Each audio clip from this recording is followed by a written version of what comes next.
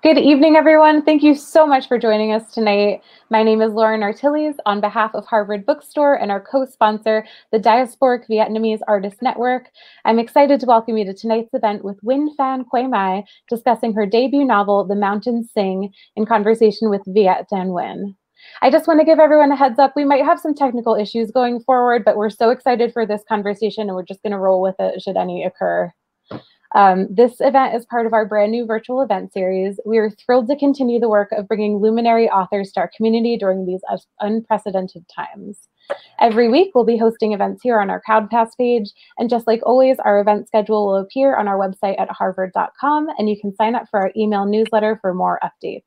Our next event will be on Monday at 7 p.m. with Robert Reich presenting his latest book, The System, Who Rigged It, How We Fix It, with Michael Sandel. I'd just like to take a second to thank our co-sponsors this evening, the Diasporic Vietnamese Artists Network. Their primary mission is to promote voices and stories of the Vietnamese diaspora through nurturing writers, poets, and artists and connecting their work to readers, audiences, and diasporic communities all over the globe. You can visit www.dvan.org to learn more. This evening's event will conclude with some time for your questions. If you'd like to ask the author something, go to the Ask a Question button at the bottom of the screen where you can submit your question. We'll get through as many as time allows. Beneath the video, you'll see a link where you can purchase your copy of The Mountains Sing through our partners at bookshop.org. All sales through this link support Harvard Bookstore, so a huge thanks in advance for your support during this difficult time. You'll also see a donation button. If you already have a copy of the book or would like to contribute to this series and our store in a different way, we'd greatly appreciate it. Your purchases and contributions make this new virtual author series possible, support our hardworking staff, and now more than ever, truly ensure the future of a landmark independent bookstore. And one more note before we begin, the Jurassic Residency Program has generously offered to give away 8 copies of The Mountains Sing to viewers of this event. Winners will be randomly selected and notified after the event. And now I'm honored to introduce tonight's speakers. Nguyễn Phan Quế Mai is the author of 8 books of poetry, fiction, and nonfiction published in Vietnamese, and her writing has been translated and published in more than 10 countries, most recently in Norden's Inheriting the War anthology. She has been honored with many awards, including the Poetry of the Year 2010 Award from the Hanoi Writers Association, as well as grants and fellowships from the Lannan Foundation and Lancaster University, among others. Viet Thanh Nguyen's works include his novel The Sympathizer, which won the Pulitzer Prize in Fiction, his story collection The Refugees, and his most recent work, Chicken of the Sea, co-written with his 6-year-old son, Ellison. His other honors include fellowships from the Guggenheim and MacArthur Foundations, the Dayton Literary Peace Prize, and the Andrew Carnegie Medal for Excellence in Fiction. Tonight, they'll be discussing Quế Mai's new book, The Mountains Sing. Her debut novel and first English language work follows the Tran family through generations of conflict, from the rise of the Communist Party in Vietnam's north to the war that would tear the country and their family apart. The Mountains Sing has been hailed as a modern epic. Thi Bui calls it an act of love, compassion, and ultimately healing. And Phana Lai writes, this sweeping tale proves on every page that despite wartime tragedies and numbing ugliness, the human desire to forgive and thrive soars as high as the mountains. We're delighted to have them with us tonight. Without further ado, I'll turn things over to Quế Mai and Viet. Thank you so much, Harvard Bookstore and the DVAN for having us. I must begin by this program by thanking my literary hero, Viet Thanh Nguyen, with whom I have the honor for conversation today. You know, I wrote this book, The Mountains Sing, with my Vietnamese English dictionary. And I was thinking throughout these years, who's going to give it a chance? Who's going to read it?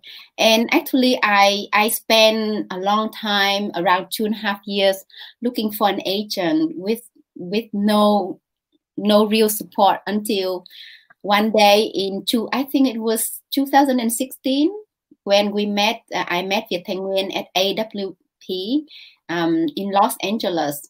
So I had been invited there to read my poetry from my translated poetry collection, The Secret of Hoa Sen.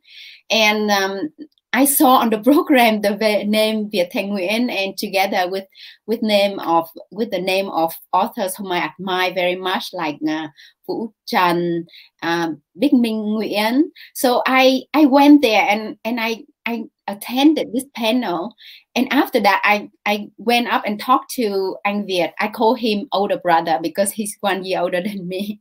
So you know, unlike all the famous authors, he said, "Oh, you are a writer. Let's exchange book." So he gave me his first copy of Nothing Ever Dies. He signed it for me. He signed it with the word peace. So I came home and then I thought about it for a few weeks. I thought, do I dare to trouble him? But I said, okay, what do I have to lose? So I sent Anh Viet the short synopsis of my novel, The Mountain Sing. And I didn't think he would answer, but he did right away. And he said, this sounds fascinating. Let me send it to Julie, one of the agents who sold the Sympathizer. And Julie Stevenson read it and she wrote an email. And when I read that email, I was crying so much. And then she represented me.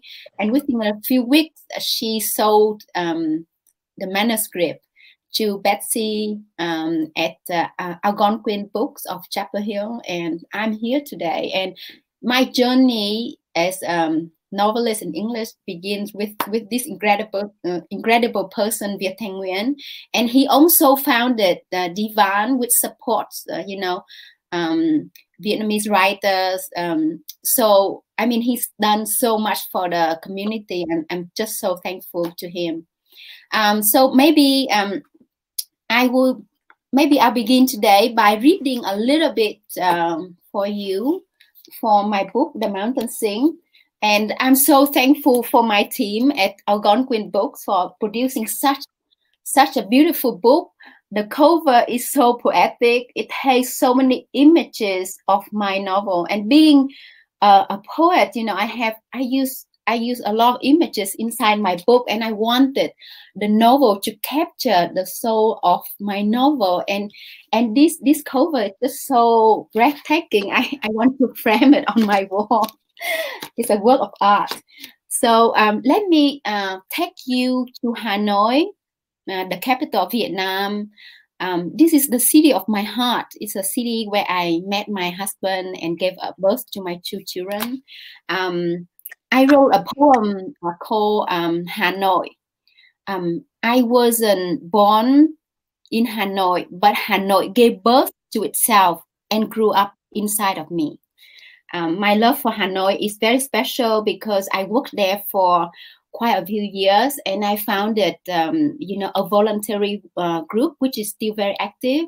We have more than 100 volunteers that help kids with cancer in the hospitals of Hanoi, and many of these kids have cancer from a very young age because and the doctors told me a lot of these kids,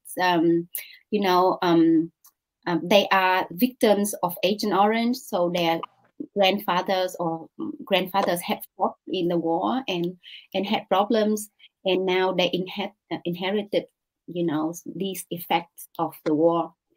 So Hanoi is a very special city for me, and that's one of the reasons I set the novel in Hanoi. So let me take you back in the year 1972. And meet the 2 main characters in the novel, Grandma Diệu Lan and her granddaughter Hương. Read on the White Range, Hanoi, 1972.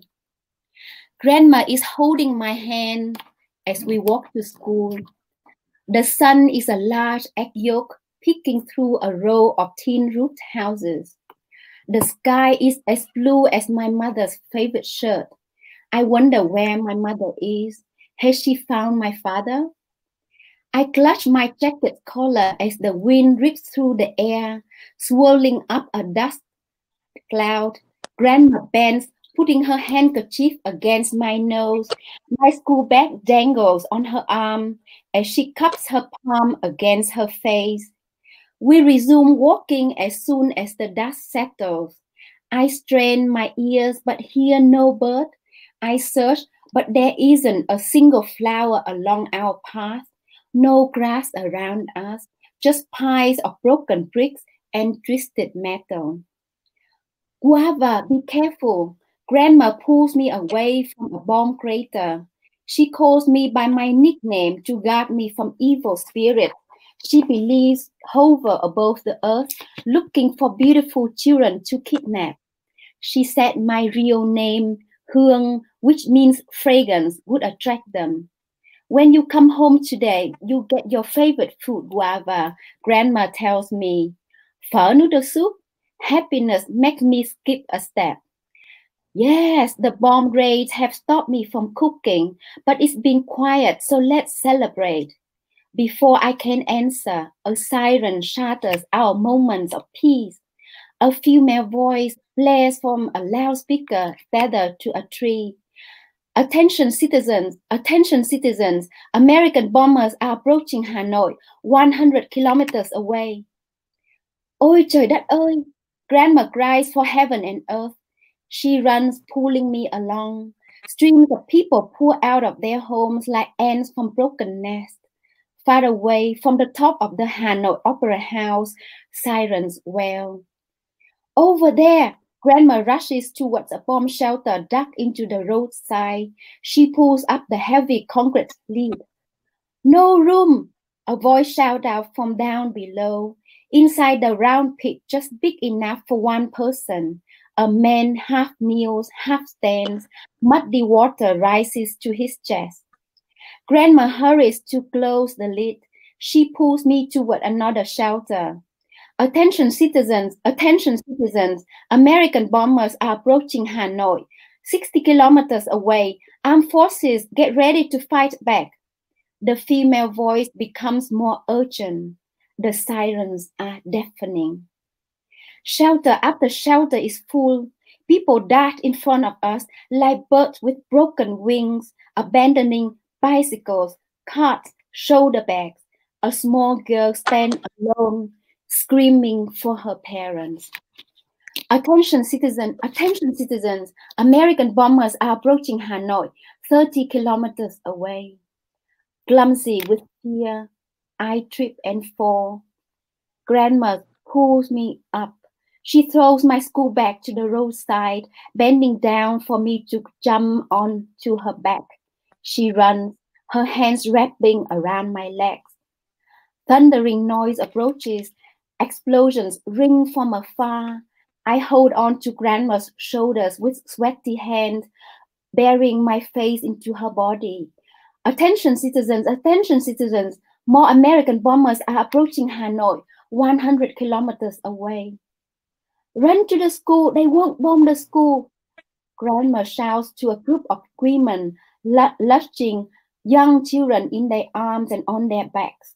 At 52 years of age, Grandma is strong. She dashes past the women, catching up with those ahead of us. Bounce up and down, I press my face against her long black hair that smells like my mother's.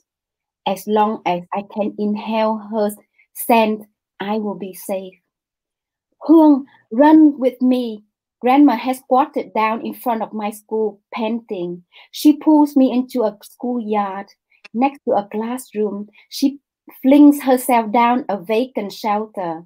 As I slide down next to her, water rises to my waist, gripping me with icy hand. It is so cold, the beginning of winter. Grandma reaches up, closing the lid. She hugs me, the drum of her heart throbbing through my blood. I thank Buddha for the gift of this shelter, large enough to feed us both. I fear for my parents on the battlefield. When will they come back? Have they seen Uncle Dad, Uncle Thuận, and Uncle Sang? Explosions draw closer. The ground swings as if it were a hammock. I press my palms against my ears. Water shoots up, drenching my face and hair, blurring my eyesight. Dust and stones ran through A small crack onto my head. Sounds of an aircraft fire. Hanoi is fighting back. More explosions, sirens, cries, an intense burning stench. Grandma brings her hands together in front of her chest. Nam Mô A Di Đà Phật, Nam Mô Quan Thế Âm Bồ Tát, Nam Mô A Di Đà Phật, Nam Mô Quan Thế Âm Bồ Tát. Torrents of prayers to Buddha pour out from her lips. I close my eyes, imitating her. The bombs continue to roar. A minute of silence follows. A sharp screeching noise. I cringe.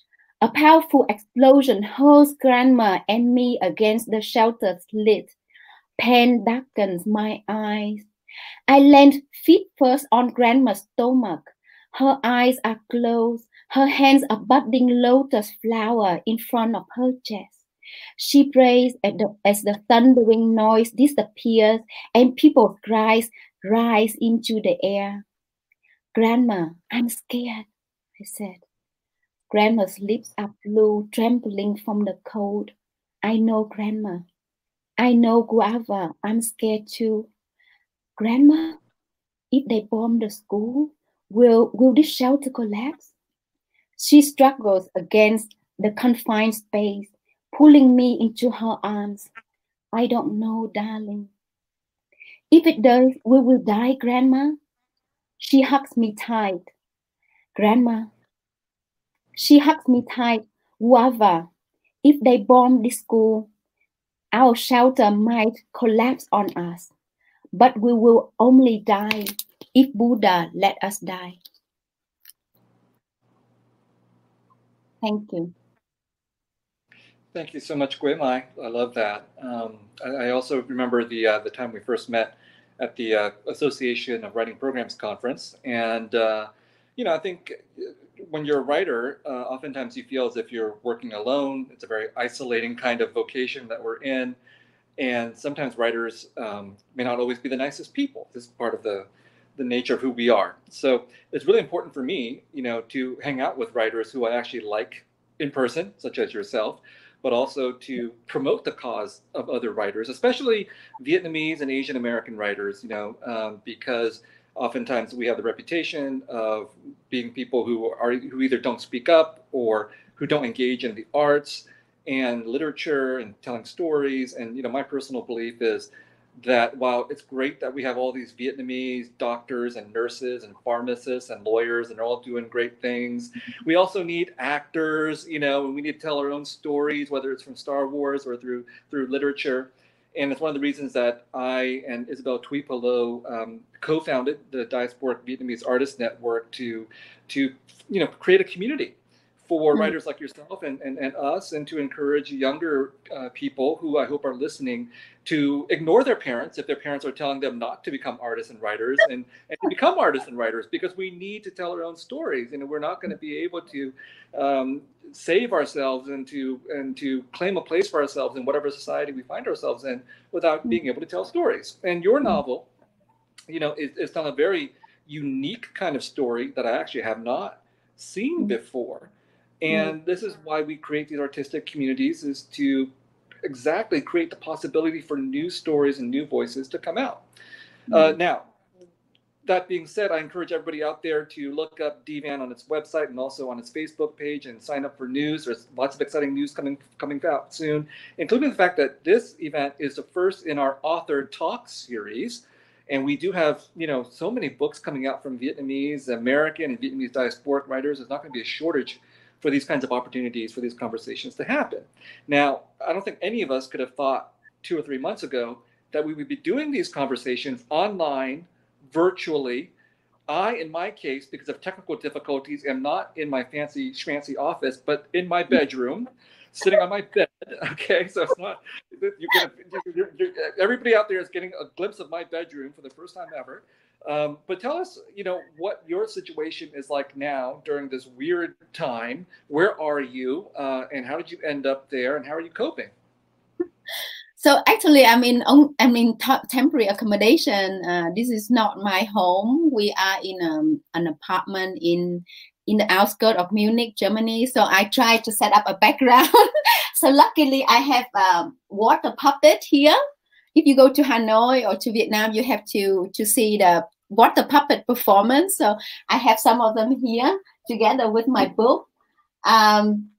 Yeah, so actually, yeah, when this pandemic happened, I got really scared. I was frozen with fear. You know, I wrote recently in my essay on Literary Hub. I was frozen with fear. I was paralyzed with fear because I think my trauma from childhood, from separation, from the trauma of the witnessing the war, its aftermath and separation just came alive. So I insisted to my husband that we have to be with our daughter. So then we were evacuated, and I had to pack overnight. I had to pack everything, and then we flew to Germany. So that's why I keep wearing this dress, even though I had packed like 10 different outside for my US book tour. I plan to wear a dress for each event. And as a woman, I mean, I'm so proud of my Vietnamese outside. So I wanted to wear a different dress for each occasion, but because I was in a panic, I only packed 2 of them. So I keep wearing the same thing on my virtual event.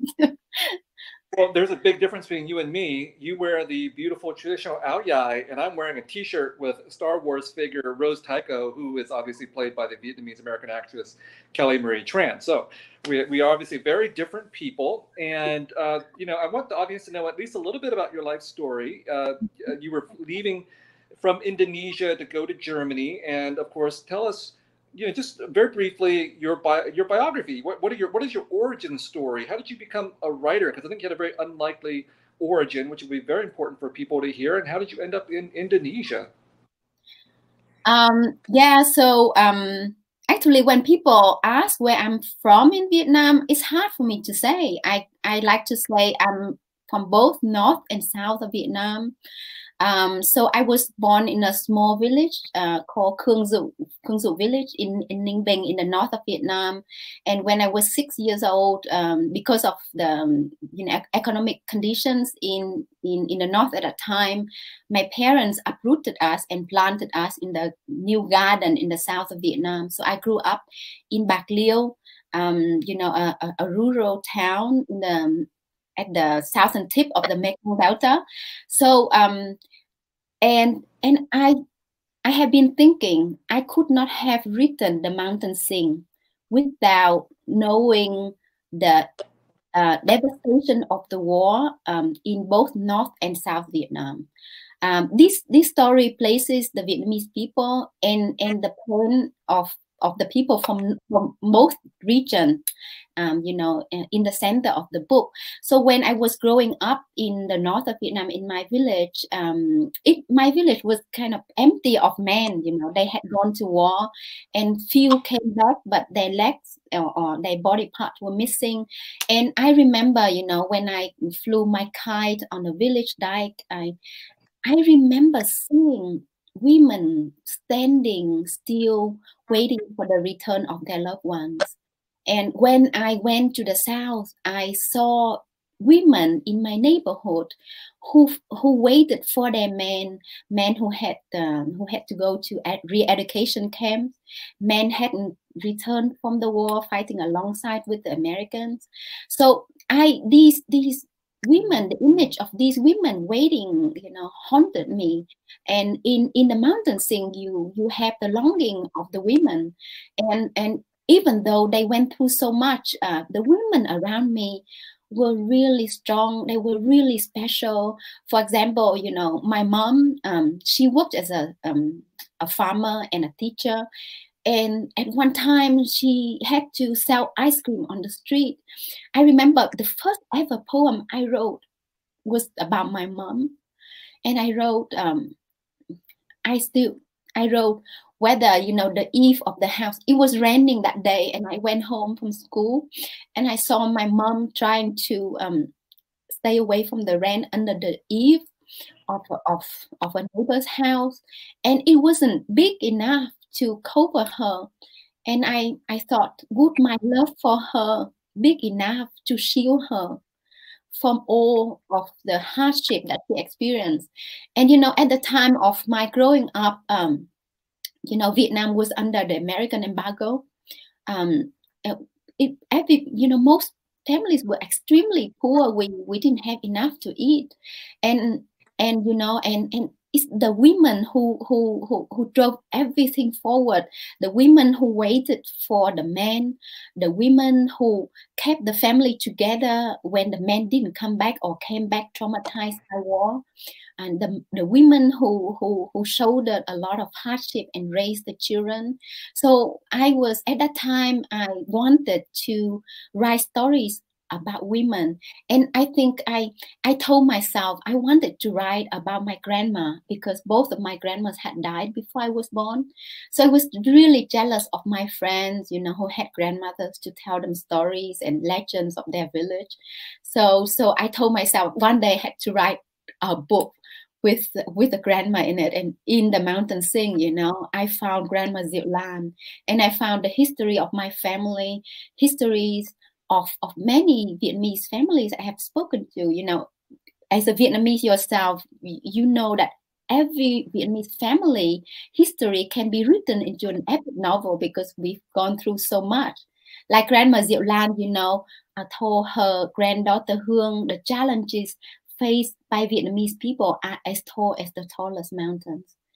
So I mean, there were many reasons for me to become a writer. First of all, when I went to the South, I faced a lot of discrimination because, because Vietnam had just been, divided into two countries, and it only united in 1975. So I went there 4 years later, and we were considered by the southern neighbors as invaders. The first evening, I was at home when I heard a big rock on our roof. Somebody had thrown a big rock, and then when I went out on the street, they called me Bucky, very demeaning word for people who came from the north. And I didn't have many friends, so I found friendship in books. My father built a bookshelf himself, and he filled it with books that we could buy or books we borrowed. We didn't have access to a library at that time. So, but gradually I became friends with Southerners, and I began to understand why the reasons for the resentment. Right. And one of the reasons why I wanted to become a writer is that there were so many incredible stories around me. Some of my classmates were just disappearing from our class to become boat people. And I wrote a diary at that time, and I knew I wanted to document these stories. I didn't want them to be forgotten. So many things unpack in what you just talked about, but certainly one of the saddest things about being a Vietnamese person is that you experience how much Vietnamese people hate other Vietnamese people, whether that's in Vietnam or outside of Vietnam. Like I remember being a refugee coming to the United States, and by the second grade, third grade, the Vietnamese kids had already formed into gangs to fight each other. Anyway, so that's really sad. And of course, one of the things we hope when we become writers is that we can tell stories that would bring people together. So. You were already an accomplished writer in Vietnamese. Why write in English? Because I could not do that in reverse. This is amazing for me to think that you're somebody who can write fluently in both languages. So why did you decide to write in English? So actually, I had the chance to learn English from the 8th grade. So my school didn't have any English teacher. So my brother, one day he brought home, a notebook with some English words. So he tried to teach me, but because I was such a bad student, I kept laughing. So he gave up. So luckily there was a very kind teacher, thầy Trương Văn Ánh, who studied English. He is fluent in so many different languages, And he decided to go to a remote place and open a free class for poor kids. And he told me he would be watching our program today. So I want to thank him, Cảm ơn thầy, for giving me the opportunity to open the door of the English language for me. But I think my love for the English language came alive because teacher Trương Văn Ánh taught us not in a boring way. He taught us with songs. He wrote because we didn't have internet at that time, and no video. We couldn't practice a lot by listening to native English speakers. We just had some. I think he had a cassette player and he played for us, so we could listen a little bit. But we learned ourselves. He taught us the pronunciation and he made up the song. So he had a guitar, and so we sang along. So I fell in love with the English language, and then later on when I read English language literature about Vietnam, I felt there was a lack of voices from inside Vietnam, a lack of voices from women. So I wanted to add to the canon of the English literature about Vietnam, by having voices from inside Vietnam.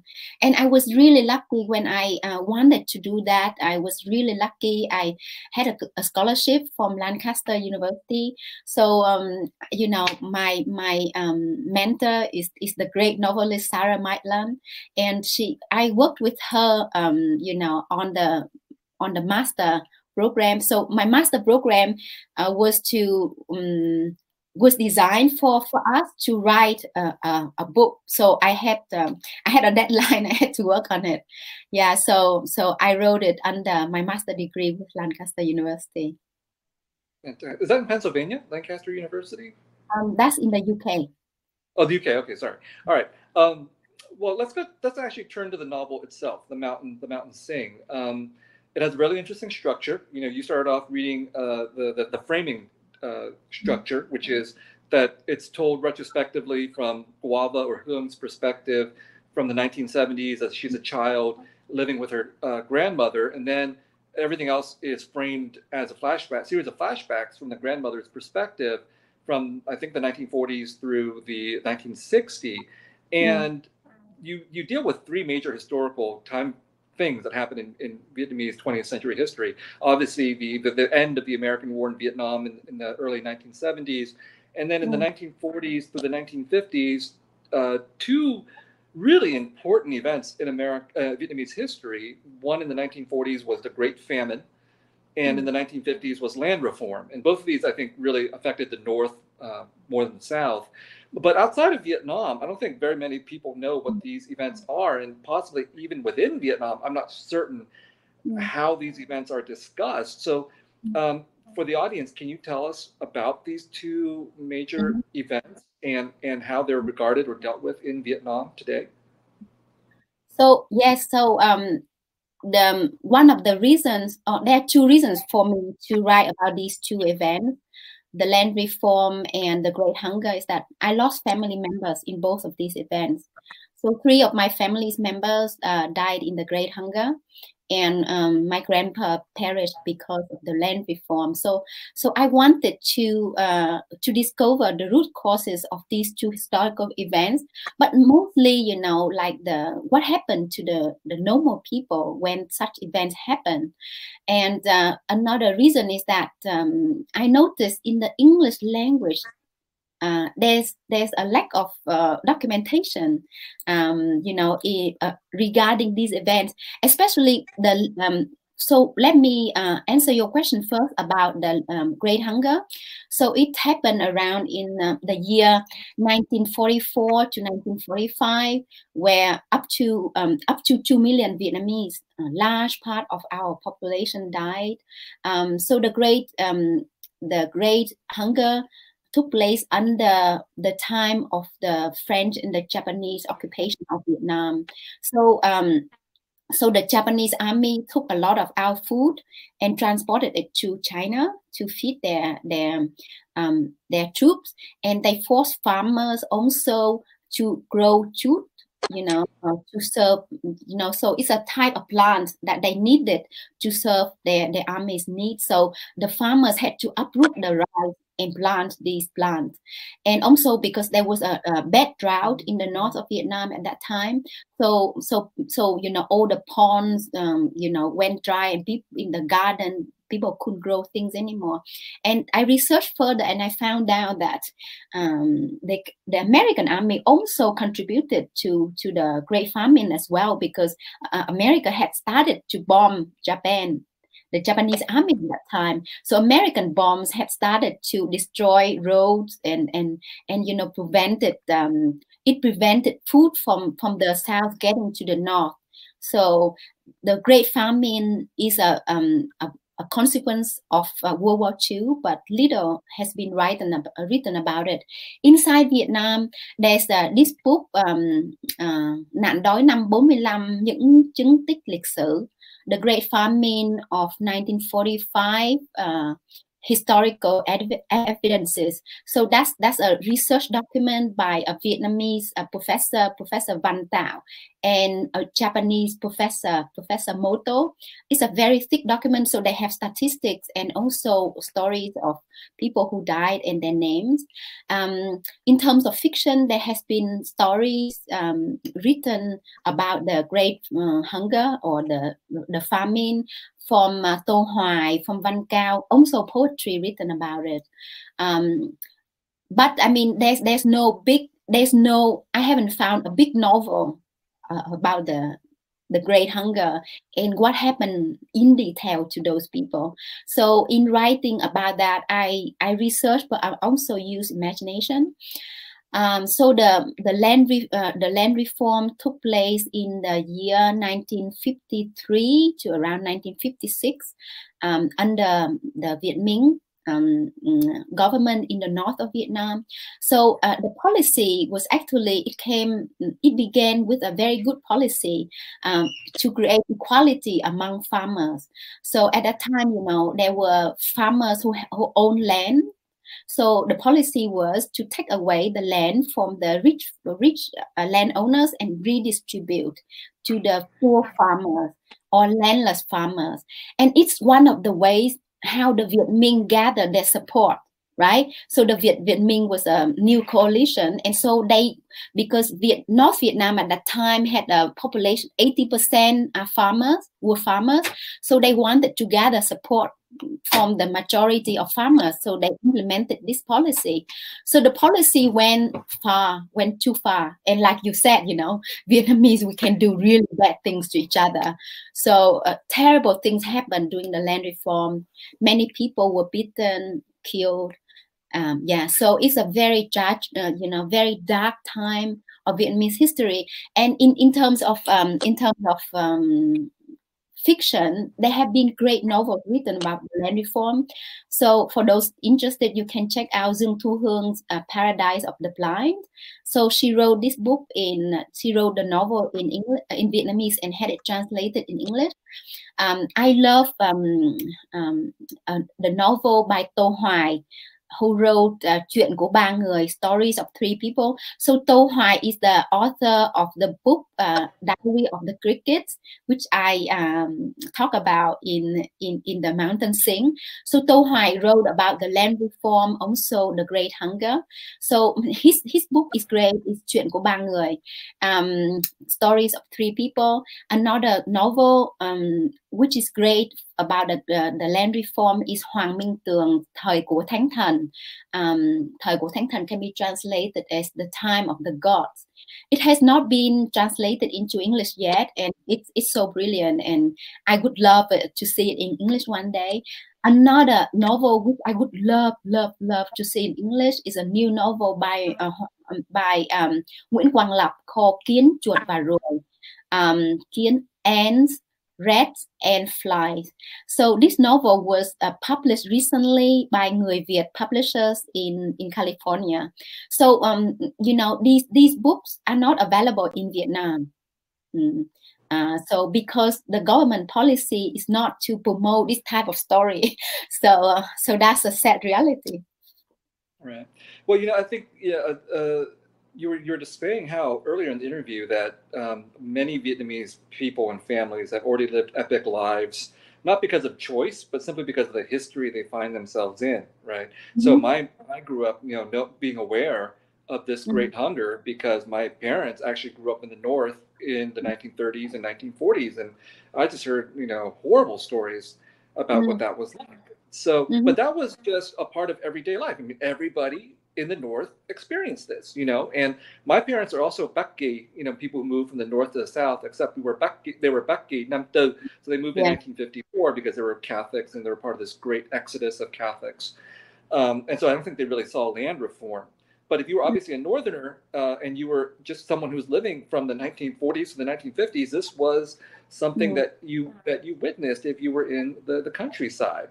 And so I think the Mountain Thing captures that epic quality, both of the scope of what was happening to the Vietnamese people of the North, but then also focusing on this particular family and all of the various devastating circumstances that they undergo. And there's so much to talk about in terms of the plot and other things, but I do want to make sure we have time for questions from the audience. I can see them right now scrolling.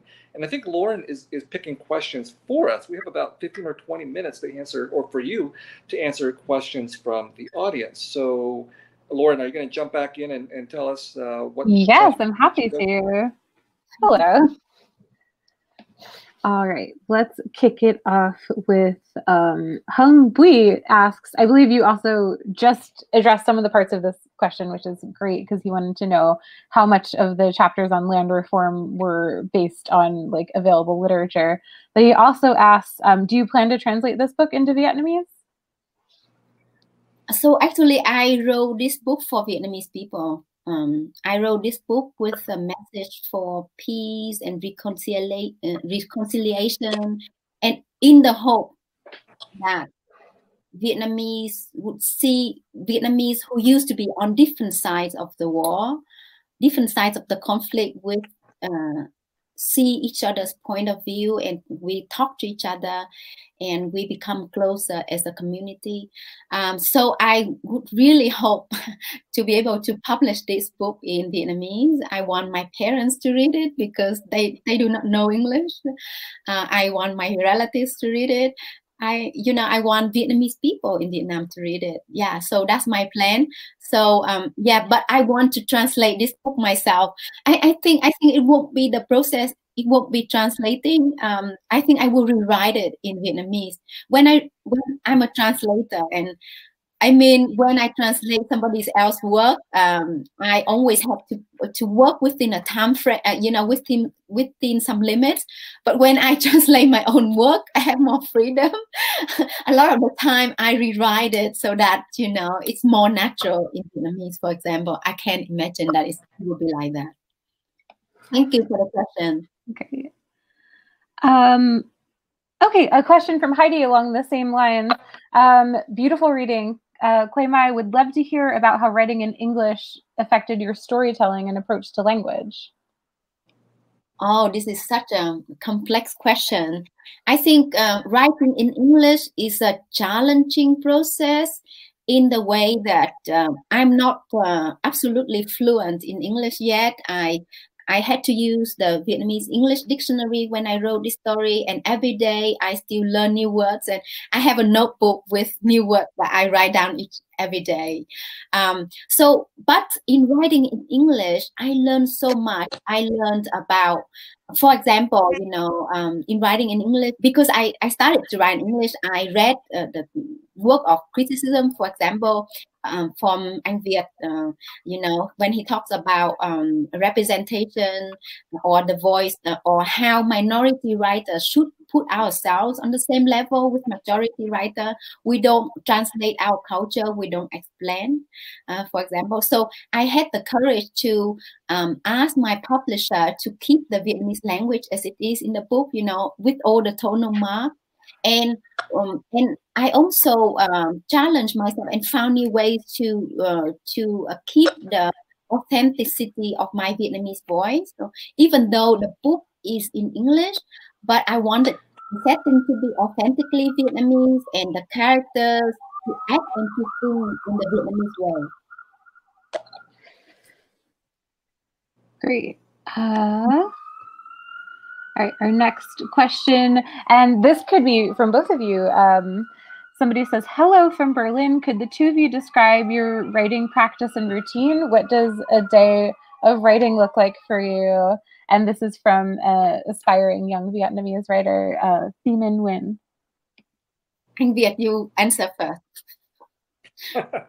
Well, I mean, the ideal writing schedule, which I've sometimes had, is to get up at whatever time I want to, write for 4 hours a day, go running, and that's how I wrote the Sympathizer over 2 years. You know, less optimal schedules are what's been happening over the last few years because I've been so busy giving talks and everything, and I've had to make peace with just writing whenever I have the opportunity to write. But I've discovered for myself that 4 hours a day is about the maximum I can do before everything just turns to crap. And now during COVID, I've given up. You know, I mean, all you writers out there, forgive yourselves. Everybody, forgive yourselves. You just gotta survive at this point. I'm just happy that I was able to write like an op-ed for the New York Times, and I just finished a 4,000 something word essay that hopefully will see the light of day. But that's nothing to what I would normally do. So we're all just as writers. Trying to survive at this point and reach a better moment when we can have our ideal schedules. Yeah. So this morning, today, you know, Anh Viet sent me an email at 1:30 in the morning his time. He's so busy and he's still doing it for all of us. So I am really thankful to him. For me, yeah, I think in a normal circumstance, being a writer is about holding up to your discipline, your beliefs, and you know, it's as a writer, a lot of the time you work from home, so it's very tempting, you know, to go out with friends, but you have to be really disciplined. So I wake up very early. Normally I'm up at 4:30 or 5 o'clock because I used to be, as a child, I used to get up at that time to go and catch rice field shrimps. So I'm really used to, I can never sleep late. So I wake up at that time and I feel like my mind is calm. I do some meditation and some morning exercise, and then I sit down and I write. And I feel like whenever I get stuck, I will read. If I read a good book, you know, I love to read, for example, The Sympathizer or The Best We Could Do or Ocean Vuong's On Earth We're Gorgeous, you know, his poetry, and Vietnamese authors that I love. I keep reading their books or new books, you know. Such books give me inspirations, and because when you see other writers, how they do it with ease, you are so much encouraged, you know, you feel, okay, I can do it. Okay, great. Our next question, this is from, sorry, there's so many questions, which is great. Okay, Sonha says, do you see similarities in the refugee experience that the Vietnamese underwent versus the current refugee population that you work with in Indonesia, and differences? Yeah, I think refugees, whoever they are, experience the same kind of hardship, the same kind of trauma, and they need empathy from the community and our support. I mean, in Indonesia, I work with a group of refugees from Afghanistan, and their stories are just heartbreaking. And you know, they had to flee from Afghanistan, and they are in Indonesia right now, and they are young, talented girls, and they don't know how their future will be. So, you know, they don't know what will happen to them, whether they can stay in Indonesia or go to the US, or somewhere would accept them. So they can't even, you know, like continue their education. So I volunteer in a refugee center called Roshan. So I have a weekly creative writing workshop there, and I see, especially now with the COVID situation, you know, refugees who live in crowded shelter places are more prone to infection of the virus, and they also, you know, they lack support and they're discriminated against. I just read an article today that refugees are considered as carriers of the virus, you know. So I think we should do more for refugees. And I want to ask Anh Viet's opinion on this. Well, I just read an article that argued that when in times of pandemics and infectious disease crises and things like that, xenophobia rises. Well, obviously because people associate the fear of the unknown, where is this disease coming from, with foreigners, with others, with strangers, and that if we can just keep the foreigners out or the strangers out, then we can try to contain the virus in some way. Or if they live within our society, if we can ghettoize them and put them away somewhere, then we can try to contain it too. So unfortunately, I think you're right that refugees are easy targets, or any kind of migrant. We see this in Singapore, for example, where Singapore controlled its virus spread, but forgot about its migrant workers who are literally ghettoized and put away somewhere, who are absolutely fundamental to Singaporean society.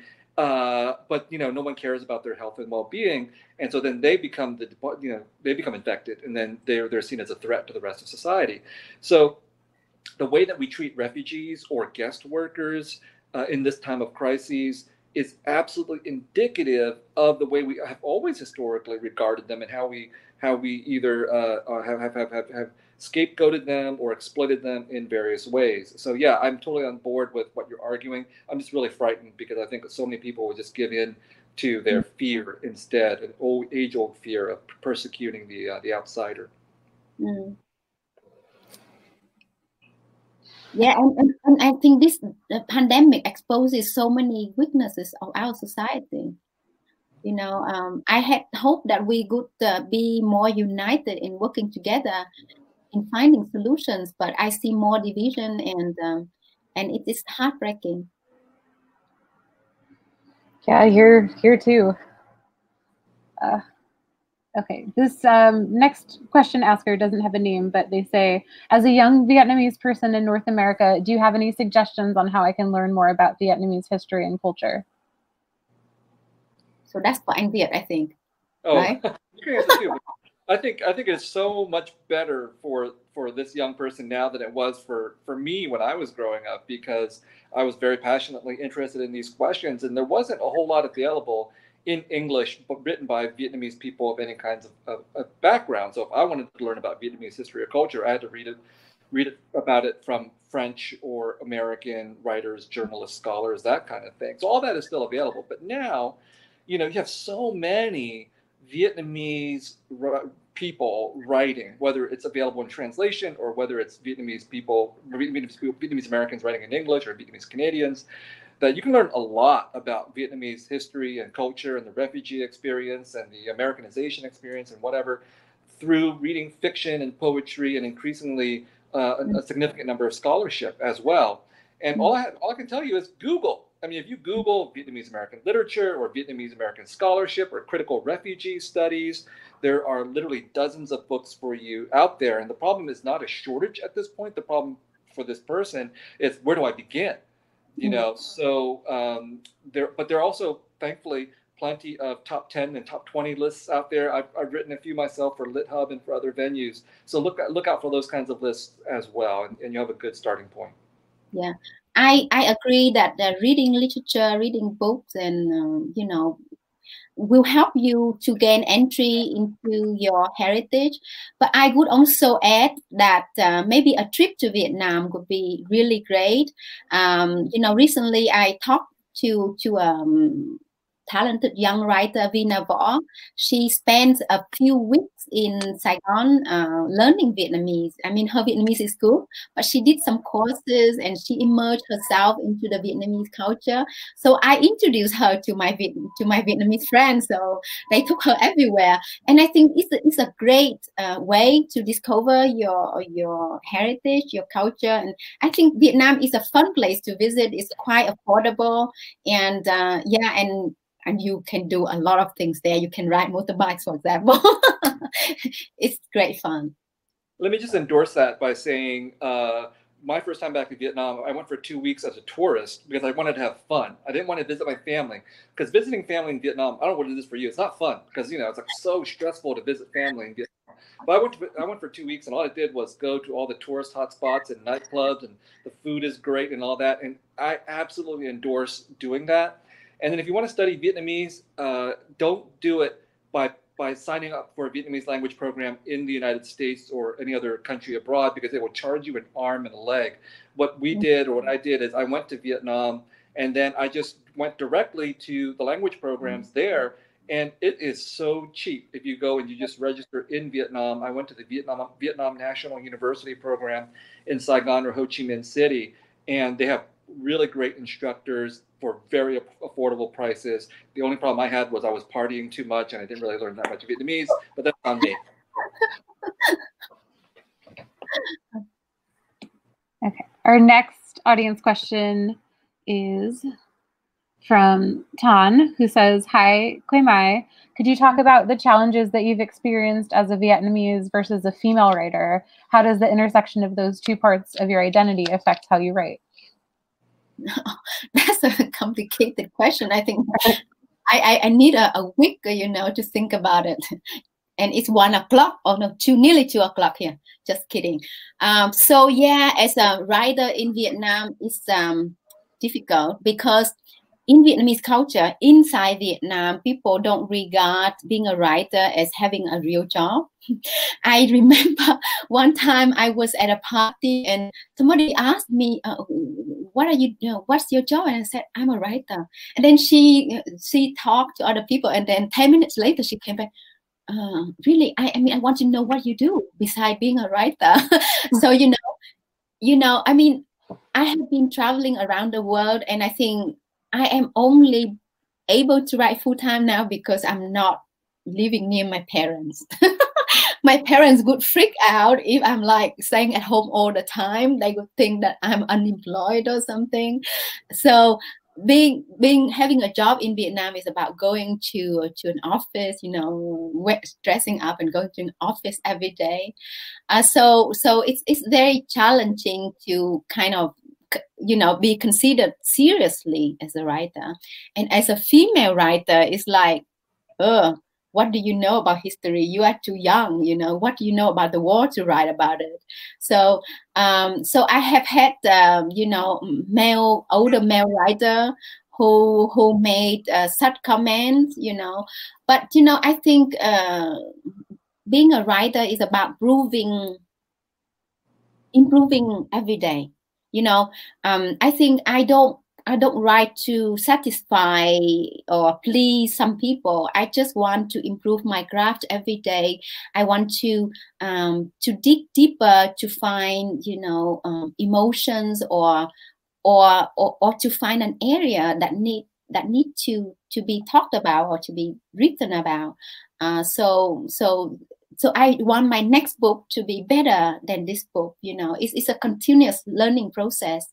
Yeah, it's really challenging, but I'm really lucky to be here because when I was little, I always wanted to become a writer, and my parents said, "No, the history of Vietnamese writers, what they've had to go through. No, don't go near them." And my brother said, "Our family don't have enough to eat. You want to be a writer? We go hungry. Learn something useful and have a job that earn money and help parents." So what I studied? I studied business. My first job was in business. I was one of the first investors of the Vietnamese stock market. I invested in real estate and everything. I was a very active investor. But once I became a writer, I don't want to go near any investment anymore. When I receive email from my bank, I just put it aside. For me, I'm much more happy to invest in words, in stories, Yeah. So I'm just changed now. That's great. Viet, do you have any final questions for Quế Mai, or? No, but I do want to stress that we are giving away 8 copies of The Mountains Sing, which is published by Algonquin Press, and this is courtesy of the Jurassic Resident Artist Program, which is located outside of Palo Alto, outside of Stanford, and it's a beautiful 500-acre ranch that hosts residencies for writers, and both Quế Mai and I have been out there for residencies. Gerasi has worked with the Diasporic Vietnamese Artists Network to bring groups of Vietnamese diasporic writers out there every summer, and to grant an individual residency to an up-and-coming Vietnamese or Vietnamese American writer.